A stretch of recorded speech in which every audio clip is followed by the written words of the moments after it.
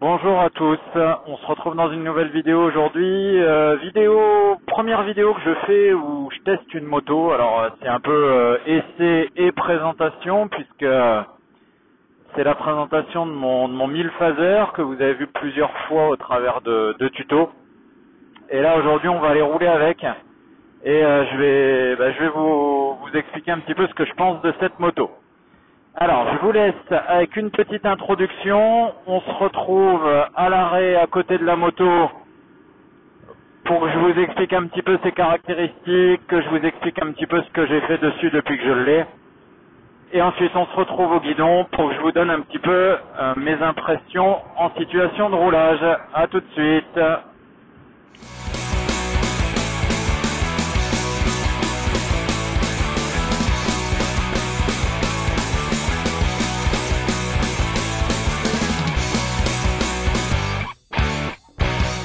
Alors on se retrouve à l'arrêt autour de la phaser pour vous la présenter.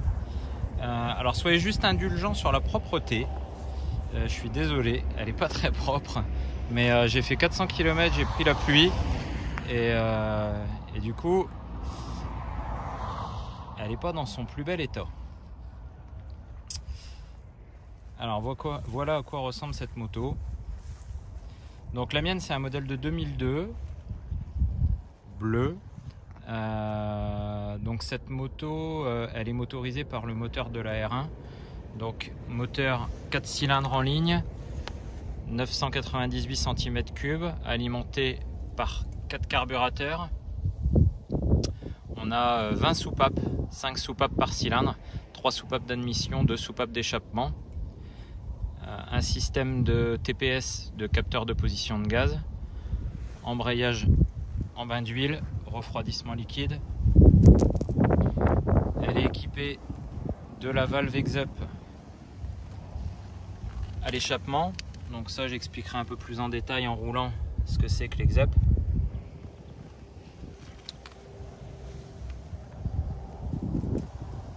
Au niveau freinage, un double disque à l'avant, le classique de chez Yamaha pour l'époque, qu'on retrouvait sur bon nombre de motos de chez Nissin, très performant. Simple disque à l'arrière. La face avant qui je trouve n'a pas vieilli, hein. Elle est quand même assez racée pour l'époque, c'est vraiment sympa. Donc sur la mienne il y a une bulle haute, fumée, légèrement plus haute que l'origine. Les rétros ont été peints en bleu. Les jantes ont été peintes en blanche, donc ça c'est joli quand elles sont propres, ce qui n'est pas le cas. J'ai des tampons de protection sur les côtés. J'ai installé, ça j'avais fait une vidéo pour le montrer et l'expliquer, un échappement Dominator. Un top case Shad 48 litres.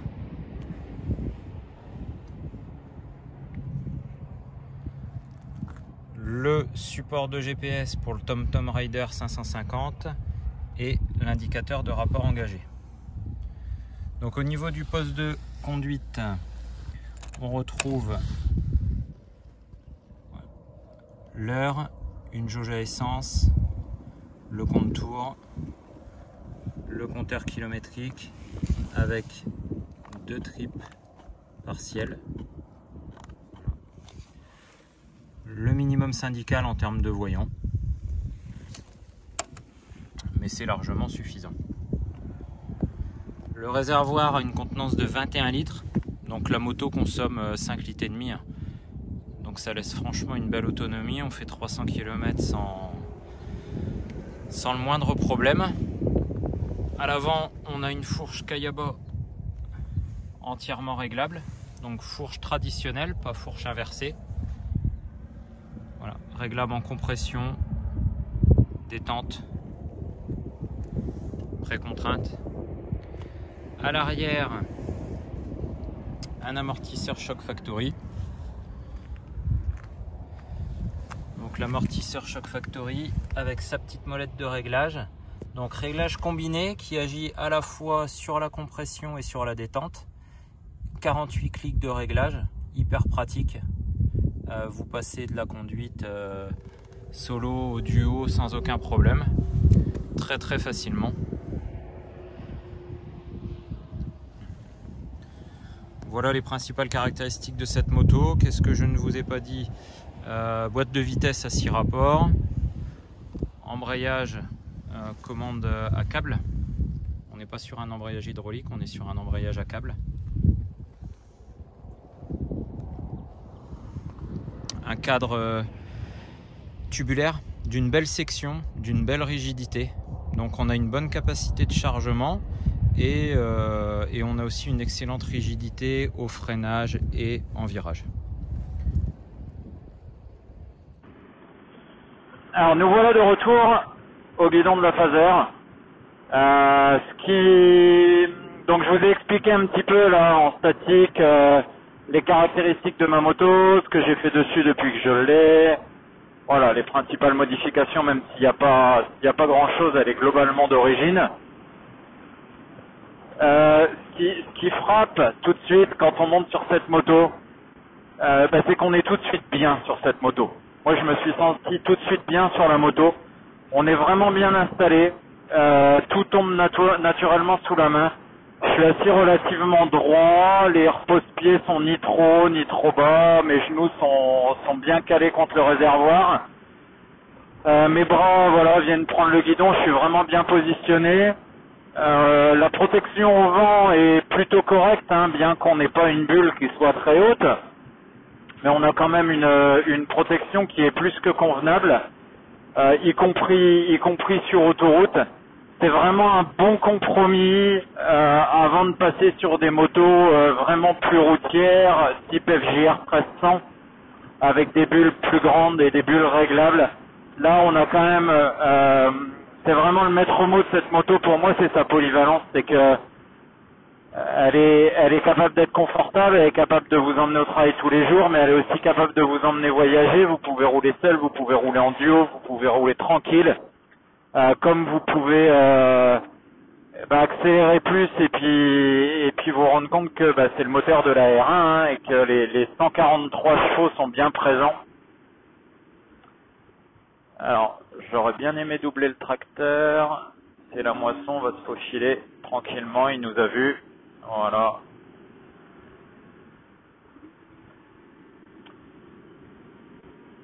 Donc je disais oui, ce qui est vraiment fabuleux avec cette moto, c'est sa polyvalence. Elle a une prise en main qui est vraiment excellente. Elle pèse 230 kg, on est à peine parti, on les sent plus.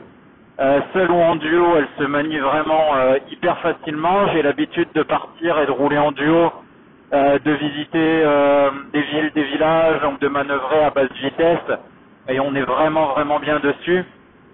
Le moteur et d'une souplesse et d'une allonge incroyable, ce qui est hyper agréable. Vous pouvez traverser un village à 50 en 6e et relancer et ça repart sans broncher. Vous êtes calé sur autoroute à 130, vous êtes à 5500 tours. La moto elle est à mi-régime, elle ronronne tranquillement. La consommation en roulant aux limitations de vitesse, on est à 5 litres et demi. C'est vraiment excellent. Le châssis de cette moto est vraiment très bon. Donc là voilà, je roule en ligne droite, on aura l'occasion d'avoir des routes avec un peu plus de virages tout à l'heure. Mais là, national, en ligne droite, on est calé à 95 tranquillement. On est bien, ça bouge pas, c'est vraiment confortable. Donc au niveau des commandes, c'est basique, hein, c'est une machine qui a 20 ans. Donc il y a le minimum vital. Au niveau des compteurs, on retrouve le compteur de vitesse, le compte-tour, une horloge. On a une jauge à essence, ça c'est plutôt sympa. Vous avez le compteur kilométrique avec 2 trips partiels. Et moi j'ai rajouté l'indicateur de rapport engagé. Ensuite au niveau des commodos, la commande de starter, l'appel de phare, le plein phare, un warning déjà. Klaxon clignotant, tout ce qu'il y a de plus classique. On a encore un allumage manuel des feux, c'était pas encore les allumages automatiques comme on a sur toutes les machines maintenant. On a une bonne vision dans les rétroviseurs aussi, on a 2 rétroviseurs qui sont fixés sur la tête de fourche qui donne franchement une bonne visibilité sur l'arrière et qui ne vibre pas. Donc c'est très agréable aussi. Lorsque vous roulez en duo, la selle est grande et moelleuse, on est vraiment bien installé. On peut vraiment enquiller les kilomètres sans se retrouver avec les jambes raides, mal aux fesses. Non, franchement ça roule, il n'y a pas de vibration, très peu de vibration. Donc on n'a pas de fourmillement ni dans les mains, ni dans les jambes.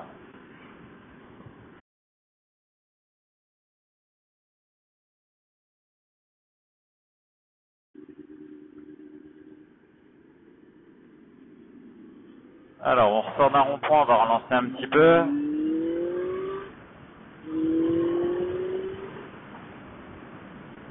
Voilà, vous voyez que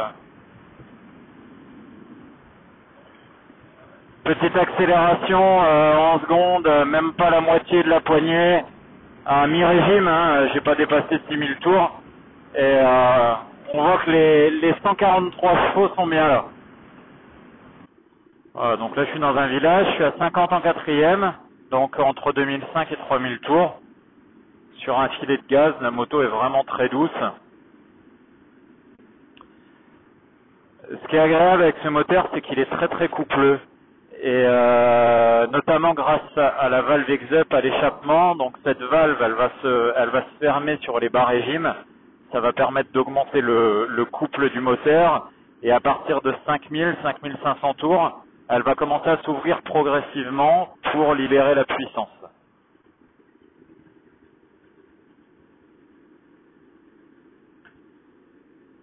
La position très droite est vraiment agréable, hein. Quand vous êtes en ville, vous n'avez aucun problème pour prendre des informations.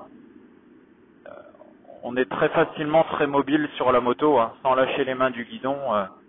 Je peux me retourner, je peux contrôler ce qu'il y a derrière.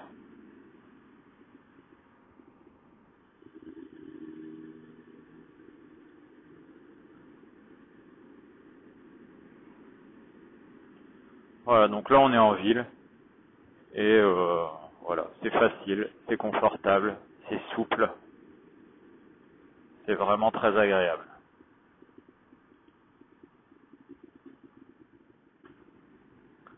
Voilà, on arrive sur un rond-point.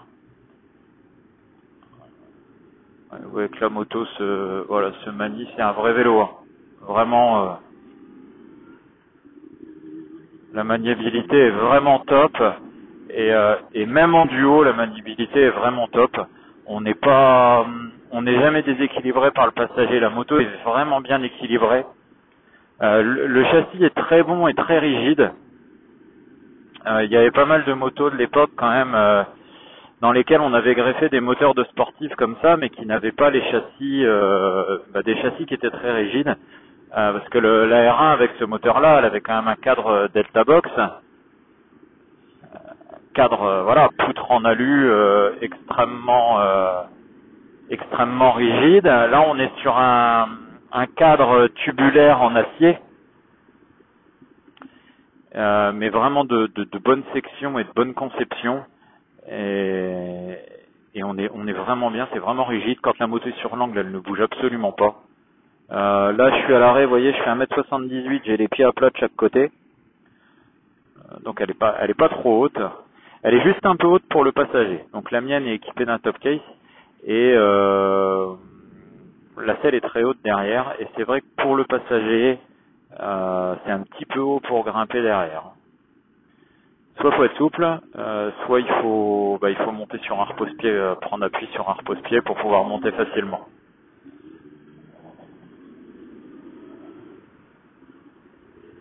Alors on continue d'utiliser, pour ceux qui ont vu ma vidéo sur la trajectoire de sécurité, voilà, quand on arrive sur ces petites routes avec un peu de virage, on va essayer d'utiliser cette trajectoire de sécurité. Alors quand j'avais filmé la trajectoire de sécurité, vous étiez nombreux à me reprocher le positionnement de la caméra. C'est vrai que c'était un petit peu bas, on voyait beaucoup la bulle et pas beaucoup la route, donc j'ai investi dans un nouveau support de caméra. Donc dites-moi en commentaire, pour ceux qui ont suivi aussi celle-là, si vous voulez que je retourne à la rigueur la vidéo sur la trajectoire de sécurité, avec le nouveau support de caméra. Pour avoir une meilleure visibilité, je peux vous refaire la vidéo. Voilà, vous voyez, là je conduis très souple, j'enroule tranquillement, hein, on est vraiment en mode balade, en mode moto routière, confort, on est vraiment bien.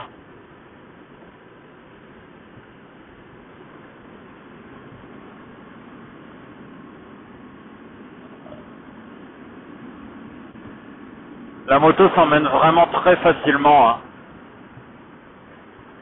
Bon là il n'y a pas beaucoup de virages, hein, ça tourne un petit peu, mais voilà, elle se place, là hop on change, je prends ma trajectoire de sécurité à gauche. J'ai pas besoin de forcer pour l'emmener, hein. C'est vraiment souple et vraiment agréable.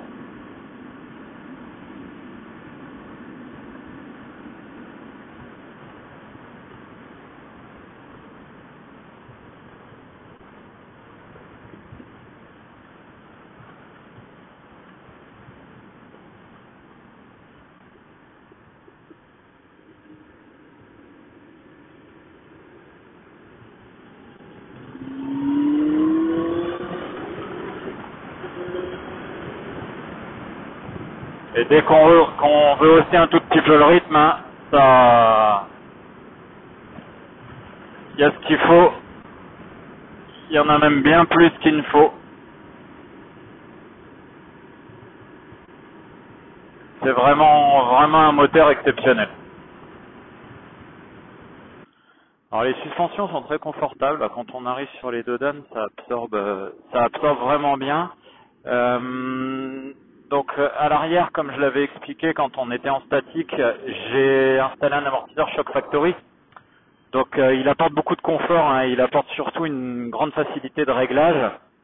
C'est extrêmement facile de changer les réglages, que vous soyez en solo ou en duo. Donc ça c'est vraiment top. Hier je voyageais en duo chargé, là je repars tout seul. Ça prend quelques secondes pour changer le réglage. Et puis on a tout de suite un amortisseur arrière qui est adapté à l'utilisation. La fourche à l'avant c'est la fourche Kayaba d'origine, mais sur laquelle j'ai fait un gros entretien, hein, donc démontage complet, nettoyage, remplacement de tous les joints, remplacement de l'huile. Je l'ai remise sur les réglages standards, réglages d'origine, et ça fonctionne très bien. Enfin moi ça me convient très bien. Pour mon gabarit, mon utilisation, donc j'utilise on va dire à 60% seul, 40% en duo, un petit peu chargé. Sur route, utilisation pas sportive, hein, utilisation vraiment routière. On est vraiment bien sur ces réglages-là. Donc là, je suis en sixième pour vous montrer un petit peu les reprises de la moto. Donc je suis en sixième, je vais redescendre un petit peu, il n'y a personne, on va en profiter. Donc là, je suis à 70. Je suis à 3000 tours en sixième et je remets gaz. Voilà, ça repart. 3000 tours, on est quand même très bas dans les tours, hein. La moto, elle prend quasiment 12 000. Et vous voyez qu'il y a quand même un couple qui est vraiment bon et vraiment appréciable au quotidien. Il n'y a pas besoin de jouer de la boîte tout le temps, même en duo, on manque jamais de puissance. C'est vraiment intéressant. Alors on n'a pas encore parlé du freinage. Donc le freinage est lui aussi issu de la R1, c'est le système de freinage Nissin qui était monté sur beaucoup de Yamaha de l'époque. Il est pour moi amplement suffisant et extrêmement facile à doser. Franchement, ça freine bien. On a un frein arrière, donc là, voilà, là je freine juste de l'arrière, ça ralentit, ça assoit quand même la moto. Voilà, là je suis à 60. Si j'attrape les deux freins, voilà, hein, ça, j'étais loin de freiner au maximum et il n'y a pas de souci. On arrête la moto très très vite. Alors, faire un petit peu de voie rapide. Voir un peu le comportement de la moto sur voie rapide.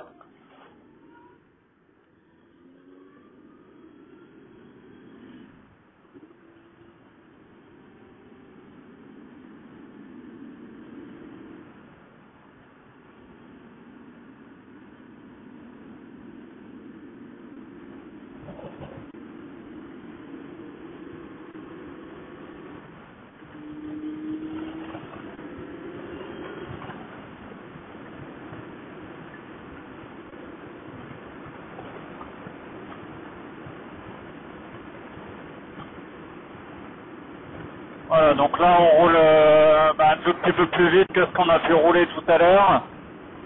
On est toujours aussi bien. La moto est confortable, on ressent un petit peu plus la pression du vent quand même, hein. On n'est pas sur une bulle qui est très très haute. Mais le carénage fait quand même bien son travail parce que je ressens un petit peu de pression du vent. Un petit peu sur le casque, un petit peu sur le haut des épaules. Mais les bras pas tant que ça. Au niveau des jambes, c'est très agréable aussi parce que le moteur est assez large et protège bien les jambes. La seule chose qu'on pourrait éventuellement reprocher, c'est qu'on a quand même pas mal de chaleur sur les pieds.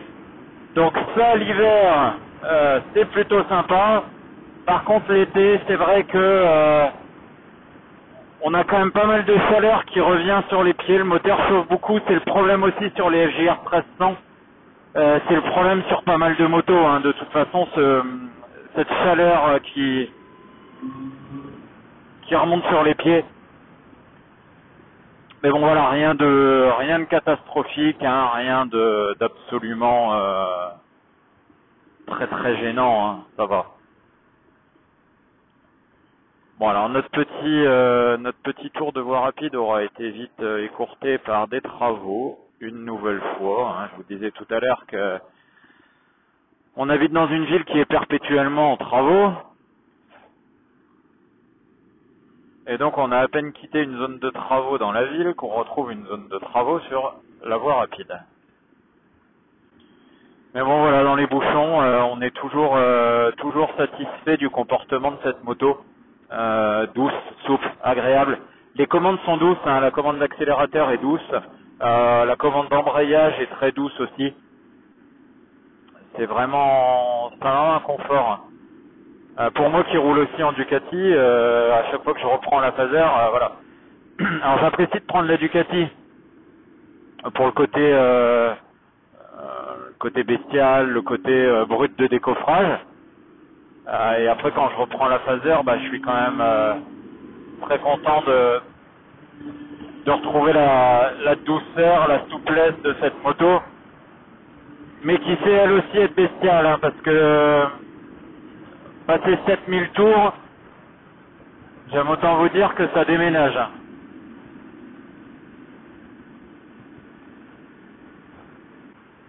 On va faire un petit test de reprise à 110 avant de sortir. Donc je suis à 110, j'accélère.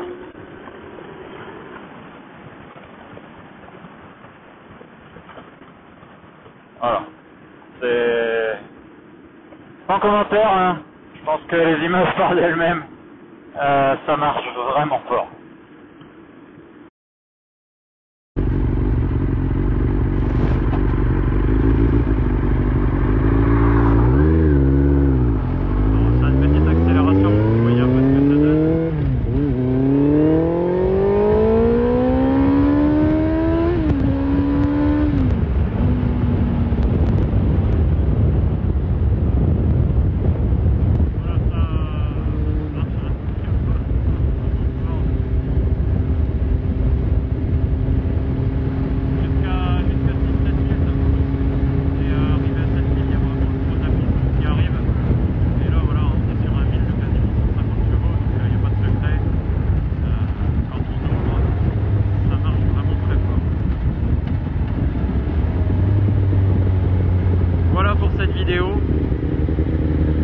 J'espère que ça vous a plu, j'espère que j'ai pu vous convaincre des qualités de cette moto qui, ceux qui recherchent une moto confortable, polyvalente, fiable et pas trop chère à l'achat, vous pouvez y aller, hein, franchement, c'est vraiment une machine qui est top. Donc n'hésitez pas à laisser des commentaires, pensez à vous abonner, pensez à liker, à partager la vidéo. Pensez à regarder pour les propriétaires de Phaser 1000 les tutos et les autres infos que j'ai mis sur la moto. Il y a plein d'autres vidéos à venir. Il y a aussi ma vidéo sur la trajectoire de sécurité qui peut être intéressante pour ceux qui veulent voir un petit peu ce qu'on apprend dans les stages avec les motards de la gendarmerie. Et je vous dis à très bientôt. Step 1, wake up early, gonna rise with the sun. Step 2, get some good, some food in you. Step 3, think real hard about what you wanna be. Step 4, everybody just do your thing. Wake up, today's gonna be a good day. Wake up, today's gonna be a good day. Wake up, today's gonna be a good day. Wake up, today's gonna be a good day. Wake up, today's gonna be a good day. Wake up, today's gonna be a good day. Wake up, today's gonna be a good day. Wake up, today's gonna be a good day. Yo, set your affirmations, aspirations. I got shit to do, the aftermath of preparation.